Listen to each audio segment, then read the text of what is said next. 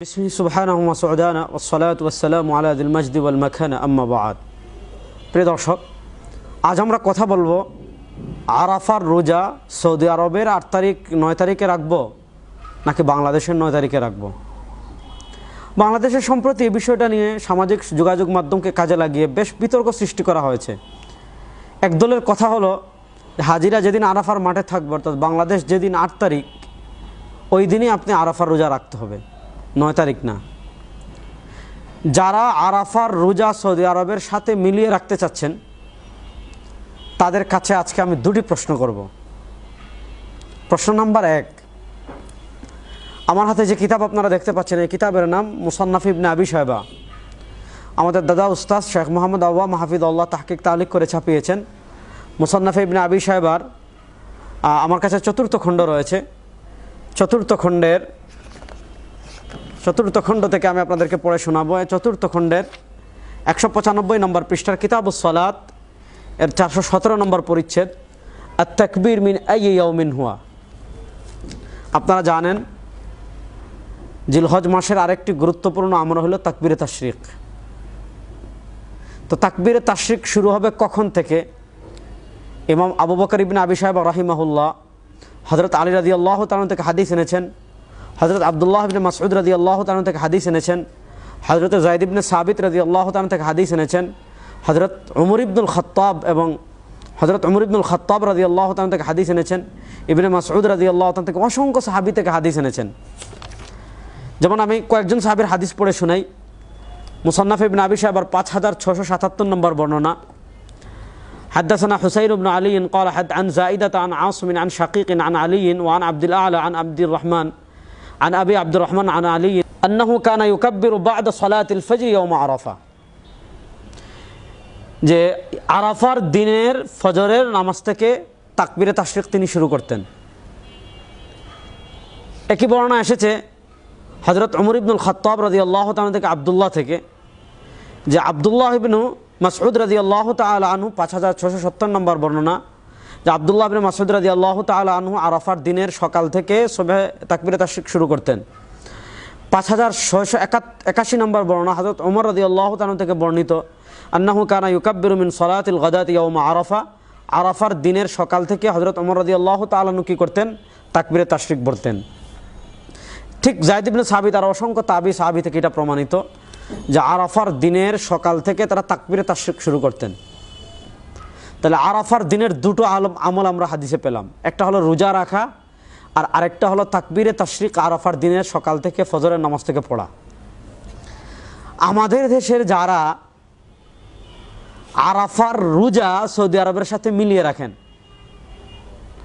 যে হাজিরা আরাফার মাঠে আসে আমি জানি, তাহলে আমি কেন ৯ তারিখ রাখবো? যেদিন হাজিরা আরাফার মাঠে থাকে ওই দিনে আমি রাখবো, এই যুক্তি যারা দেন তাদের কাছে আমার প্রশ্ন হলো, আরাফার দিনের তো আমল দুইটা ভাই।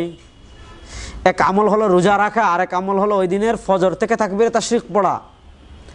এবার আপনাদের খিদমতে আমাদের প্রশ্ন হলো, আপনারা রোজা রাখলেন সৌদি আরবের সাথে মিলিয়ে, তাকবীরে তাশরিককে সৌদি আরবের সাথে মিলিয়ে দেন। একই দিনের দুই আমল, এক আমল আপনি সৌদি আরবের সাথে মিলিয়ে রাখলেন, আবার তাকবীরে তাশরিক বাংলাদেশের ৯ তারিখ আরাফা হিসাবে শুরু করলেন। শরীয়ত কি আপনার যেভাবে মন চাই এটার নাম শরীয়ত?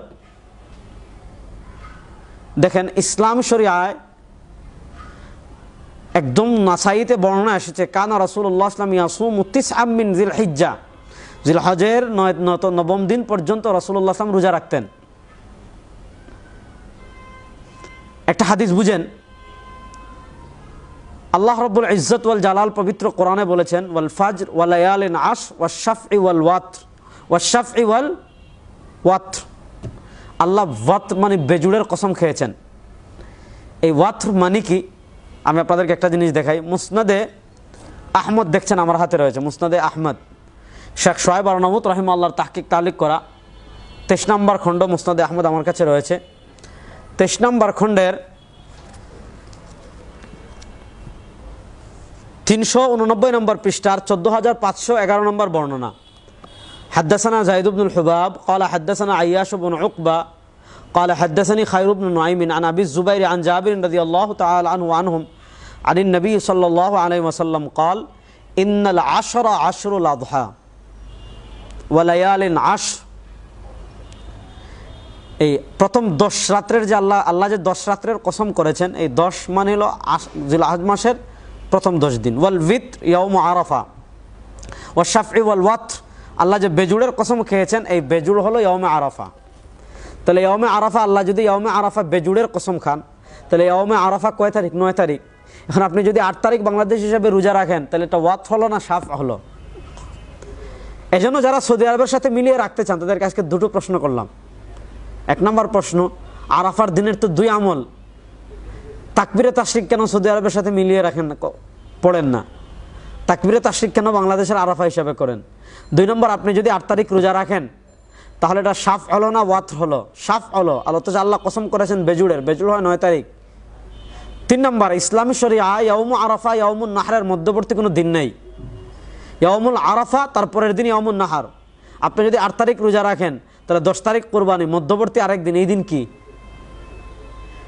এখানে কেউ কেউ আরেকটা বেদাত করে ফেলেন, যে মনে করেন যে 8 তারিখও রাখি 9 তারিখও রাখি, 2 দিনে আরাফা না, আরাফার রোজা একটা, 2টা রাখার কোনো সুযোগ নাই। এমনি রাসূলুল্লাহ সাল্লাল্লাহু আলাইহি ওয়াসাল্লাম 9 দিনের রোজা রাখতেন, হিসাবে আপনি রাখতে পারেন, কিন্তু আরাফার রোজা মনে করে 2টা রাখা যাবে না। এজন্য স্বতন্ত্র ইসলামের বিধান, যে বিশেষ ফজিলতপূর্ণ দিন রাত, এগুলা নিজের মাতালি হিসাবে বিধান আসে। রাসূল সাল্লাল্লাহু যেমন বলেছেন, সিয়ামু ইয়াউমি আরাফা আহতাসিবু আলাল্লাহ আন ইউকাফিরা সানাতাল্লাতী ক্বাবলা ওয়া সানাতাল্লাতী বাদা। কেউ যদি আরাফার দিন রোজা রাখে, আল্লাহ 1 বছর সামনের পিছনের গুনাহ মাফ করেন। এভাবেই নবী করিম সাল্লাল্লাহু বলেছেন, সিয়ামু ইয়াউমি আশুরা, কেউ যদি আশুরার দিন রোজা রাখে। এবার আশুরার দিন আপনি সৌদি আরবের সাথে মিলিয়ে রাখেন না আপনার এখানে যেদিন মুহররমের 10 তারিখ ওই দিন রাখেন?